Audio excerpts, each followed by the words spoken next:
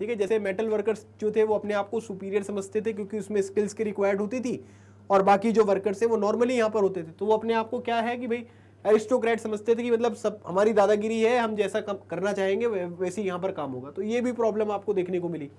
फिर मैंने आपको बताई था कि ये जो रूम्स वगैरह हैं, ठीक है, रूम्स वगैरह में अगर आप देखोगे तो रूम्स वगैरह में यहाँ पर उनको जो है एकोमोडेट यहाँ पर किया जाता था, ठीक है। मतलब उनका एकोमोडेशन जो होता था वो कहाँ होता था, वो यहाँ पर रूम्स वगैरह में आपको देखने को मिलता था, ठीक है। तो ये पॉइंट आपको यहाँ पर ध्यान रखना है, क्लियर। तो जो भी यहाँ पर रूम्स वगैरह होते थे डॉर्मेटरीज वगैरह में, उनको वहाँ पर ले जाते थे, वहाँ पर रखते थे। पहले रूम्स मिलते थे, लेकिन अब यहाँ पर क्या है, ठीक है, वहाँ पर डॉर्मेटरीज वगैरह की कंडीशन है। जैसे आप ये देख सकते हैं कि यहाँ पर है ना किस तरीके से लोग सो रहे हैं, एक ही जगह पर कितने सारे लोग हैं, ठीक है। तो ये कंडीशन आपको उस टाइम पर देखने को मिलती थी। अभी उसके बाद अगर आप देखोगे कि जो भी फैक्ट्री का लेबर फोर्स होता था, मैं 1914 की बात कर रहा हूँ, 1914 तक जो भी यहाँ पर फैक्ट्री होती थी उसमें 31% जो यहाँ पर फैक्ट्री के लेबर होते थे वो महिलाएं होती थी। लेकिन यहाँ पर भी प्रॉब्लम एक ये है कि उनको जो सैलरी यहाँ पर मिलती थी वो क्या होती थी, उनके जो मेन काउंटर पार्ट यहाँ पर होते थे उनसे कम मिलती थी, है ना। मतलब आप यहाँ पर काम भी करवा रहे हो और उसके बाद यहाँ पर क्या है कि अगर पुरुषों से हम यहाँ पर कंपेयर करेंगे तो जो यहाँ पर आप ये कह सकते हैं कि जो टोटल सैलरी भी महिलाओं को यहाँ पर दी जा रही थी वो भी यहाँ पर आपको कम देखने को मिल रहा है। जबकि आप ये कह सकते हैं कि कितनी ज्यादा महिलाएं यहाँ पर काम कर रही हैं, 31% जो महिलाएं हैं वो यहाँ पर फैक्ट्रीज में काम कर रही हैं। फिर उसके बाद बहुत सारे डिवीजन मैंने आपको बताए, है ना, काफी सारे यहाँ पर डिफरेंसेस आपको देखने को मिले। कुछ गांव से लोग आए थे, कुछ शहर में ही रहते थे, है ना, कुछ लोग मेटल वर्क करते थे, कुछ लोग दूसरे तरीके के वर्क कर रहे थे, किसी की सैलरी ज्यादा थी, किसी की सैलरी जो है वो यहाँ पर कम थी, कुछ महिलाएं थे, पुरुष थे, अलग अलग तरीके के डिफरेंसेस यहाँ पर थे। लेकिन क्या होता था कि प्रॉब्लम तो थी, है ना।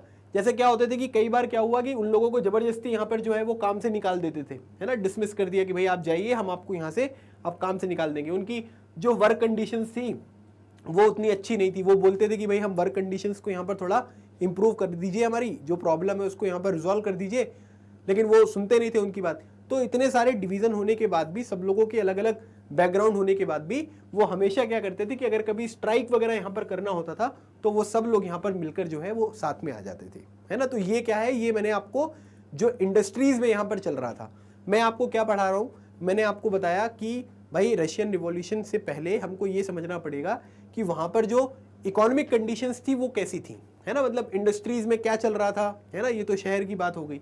गांव में एग्रीकल्चर में क्या प्रॉब्लम यहाँ पर आ रही थी, उन सब चीजों को हमको यहाँ पर थोड़ा समझना पड़ेगा सबसे पहले। तभी यहाँ पर क्या होगा कि जो बाकी की चीजें हैं ना वो अच्छी तरीके से हम यहाँ पर क्लियर कर पाएंगे, है ना। ये बहुत इंपॉर्टेंट पॉइंट है, इस बात को ध्यान रखिएगा।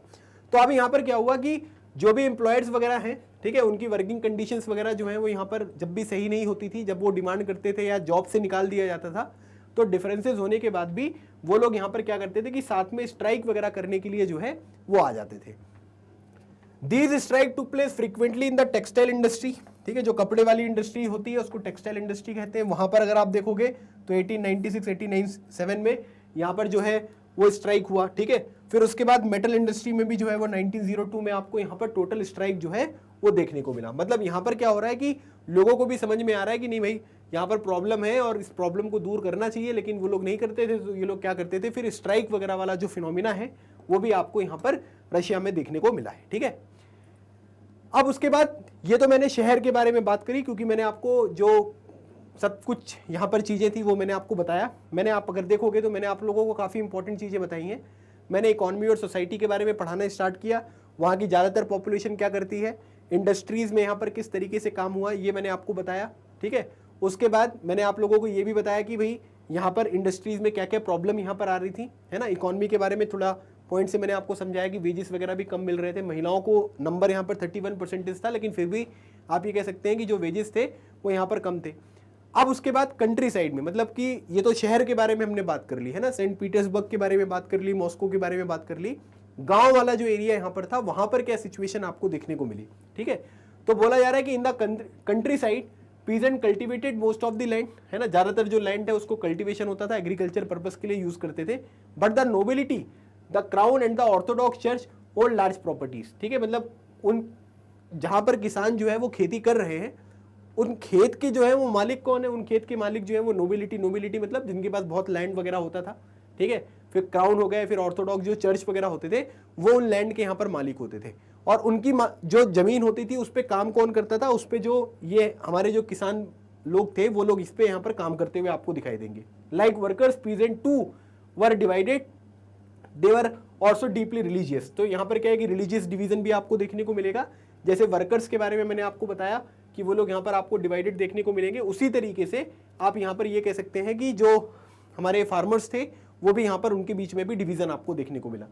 अब यहाँ पर ये बोला जाता है कि but except in a few cases they had no respect for the source, ठीक है, अ नोबिलिटी। मतलब यहाँ पर क्या है कि जो नोबिलिटी थी, जिनके पास लैंड वगैरह थे, जिनके लिए काम कर रहे थे, सामंत लोग जो थे, तो उनके लिए यहाँ पर क्या है कि उनके लिए कोई रिस्पेक्ट यहाँ पर जो है वो फार्मर्स के पास आपको देखने को नहीं मिलेगी। ठीक है, अब यहाँ पर आप ये कह सकते हैं कि सबसे इंपॉर्टेंट बात ये ध्यान रखना है कि जो भी नोबिलिटी है ना, ठीक है, तो लोगों को यहाँ पर ये लगता था कि भाई हम इनकी रिस्पेक्ट क्यों करें, है ना, मतलब ऐसी कोई लोकल पॉपुलैरिटी तो है नहीं इनकी जो हम इनकी रिस्पेक्ट यहाँ पर करें। ये तो क्या किया कि जो सार है, सार निकोलस, ठीक है, उनको ये सर्विस देते हैं और उसी सर्विस की बदौलत इनको यहाँ पर क्या मिला है कि लैंड मिल गया है जिसपे हम यहाँ पर खेती कर रहे हैं। ठीक है, तो वही बात यहाँ पर है कि उनको जो भी पावर यहाँ पर मिली है, जो भी पोजीशन यहाँ पर मिली है, ये जो सर्विसेज यहाँ पर सार को देते थे, है ना, जो नोबल्स होते थे, सामंत जो होते थे, तो उनके बेसिस पे इनको ये जो प्रिविलेजेस है वो यहाँ पर मिले थे, है ना। तो इनको ये लगता था कि भाई मतलब ये इनका थोड़ा ना, ये तो क्या है कि सार की मदद करते हैं, इसलिए सार ने इनको ये राइट्स यहाँ पर दे दिए हैं। ठीक है, और हम उनके खेत में जो है वो काम करते हुए आपको दिखाई दे रहे हैं। ठीक है, तो ये भी आप देख सकते हैं कि रशियन इकोनॉमी में अगर हम देखेंगे तो जो कंट्री साइड, जो गांव वाला इलाका था, वहां पर इस तरीके से ये काम चल रहा था। अब उसके बाद बात करेंगे, this was unlike France where during the French revolution in Brittany peasant respected nobles and fought for them. ठीक है, जबकि फ्रांस में अगर आप देखोगे तो फ्रांस में क्या था कि जो भी यहाँ पर किसान होते थे, वो नोबल्स जो होते थे ना, उनकी यहाँ पर क्या करते थे कि उनकी रिस्पेक्ट करते थे, है ना। अभी रशिया में क्या हुआ है कि रशिया में सार को उन्होंने अपनी सर्विसेज दी हैं और उसके बिहाफ में जो है उनको इस तरीके की जो पावर वगैरह है, लैंड वगैरह है, ये सब चीज़ें यहाँ पर मिली है। तो यहाँ के रशिया वाले लोग जो पीजेंट्स हैं वो उनकी रिस्पेक्ट नहीं करते थे। लेकिन अगर आप फ्रांस में यहाँ पर देखोगे तो फ्रांस में जो यहाँ पर नोबल्स वगैरह होते थे ना, उनके लिए क्या करते थे कि पीजेंट जो है रिस्पेक्ट दिखाते थे, है ना, कि भाई नहीं, हमें नोबल्स की रिस्पेक्ट करनी पड़ेगी और इनके लिए अगर हमके लड़ना पड़ेगा तो हम लड़ाई भी करेंगे, और उन्होंने उनके लिए लड़ाई भी यहाँ पर लड़ी। ठीक है, in Russia peasant wanted the land of the nobles to be given to them, है ना। अब रशिया में यहाँ पर क्या हुआ कि रशिया में जो किसान थे ना, वो ये चाहते थे कि जो ये नोबल्स की लैंड है ना, जो जमीन नोबल्स के नाम पर है, बड़े बड़े लोगों के नाम पर है, उनकी जो जमीन है, क्योंकि हम उस पर काम करते हैं तो वो जमीन जो है वो हमें यहाँ पर मिल जानी चाहिए। ठीक है, रशिया में जो पीजेंट्स हैं उनकी ये डिमांड यहाँ पर आपको देखने को मिली, मतलब वो इस तरीके की विश यहाँ पर रखते थे। फ्रिक्वेंटली दे रिफ्यूज टू पे rent and even murder landlords. ठीक है, और इसकी वजह से क्या होता था कि उनको जो रेंट वगैरह होता था वो पे करना होता था, है ना, लेकिन क्या होता था कि वो रेंट वगैरह पे नहीं करते थे, है ना। और कई बार तो क्या हुआ कि जो जमीन के मालिक वगैरह हुआ करते थे उनका मर्डर भी इन्होंने यहाँ पर कर दिया। 1902 में this occurred on a large scale in south Russia, और इसकी वजह से आप ये देखोगे कि इस तरीके के इवेंट जिसमें लैंडलॉर्ड्स के ऊपर अटैक किया जा रहा है, उनको मारा जा रहा है, 1902 में करीब आप देखते हो कि वहां पर क्या हुआ कि ये जो है ये बहुत बड़े स्केल पर आपको देखने को मिला, है ना, जिसमें यहाँ पर क्या हुआ कि लोगों को जो है ये मार दिया गया। ठीक है, and in 1905 such incident took place all over Russia. पहले तो ये साउथ रशिया में यहाँ पर हो रहा था, लेकिन 1905 में अगर आप देखोगे तो ये पूरे के पूरे रशिया में आपको यहाँ पर देखने को मिला। तो अभी आपको एक बात यहाँ पर ये समझ में आया कि रशिया में जो इकोनॉमिक कंडीशन थी वो दो तरीके से हैं, एक तो इंडस्ट्रीज में काम करने वाले और एक एग्रीकल्चर। इंडस्ट्रीज में भी प्रॉब्लम यहाँ पर लोगों को देखने को मिल रही है ना, कि भाई वर्किंग कंडीशन अच्छी नहीं है, वर्किंग आवर्स ज़्यादा हैं, वेजेस कम है। ठीक है, तो काफ़ी सारी प्रॉब्लम्स है, हाउसिंग सैनिटेशन वाली भी प्रॉब्लम यहाँ पर देखने को मिल रही है।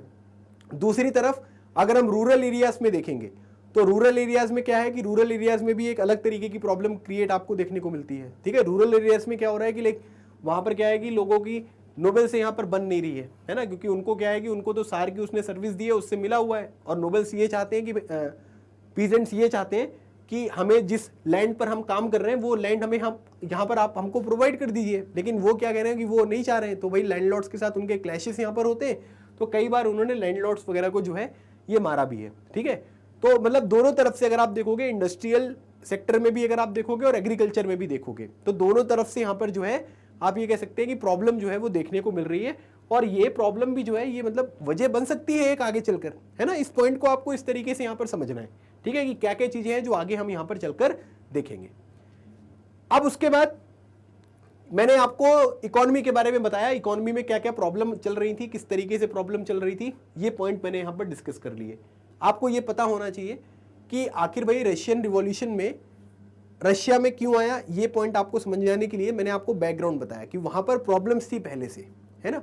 और क्योंकि यूरोप में चल रहा था तो रशिया में भी उसका इन्फ्लुएंस पड़ा, लेकिन रशिया में प्रॉब्लम एग्रीकल्चर लेवल पर भी चल रही थी, इंडस्ट्रीज के लेवल पर भी चल रही थी, और वहां पर बहुत ज्यादा इन्फ्लुएंस, जो वहां पर सोशलिस्ट जो लोग थे उनकी विचारधारा का बहुत ज्यादा इन्फ्लुएंस यहां पर आपको देखने को मिला, जिसकी वजह से ये पूरा का पूरा प्रॉब्लम जो है वो रशिया में अभी आपको क्रिएट होता हुआ दिखाई देगा, और वहां पर एक रिवॉल्यूशन यहां पर अभी बनेगा, ठीक है। लेकिन उसकी कंडीशन यहां पर क्या थी ये मैंने आपको यहां पर समझा दिया, ठीक है।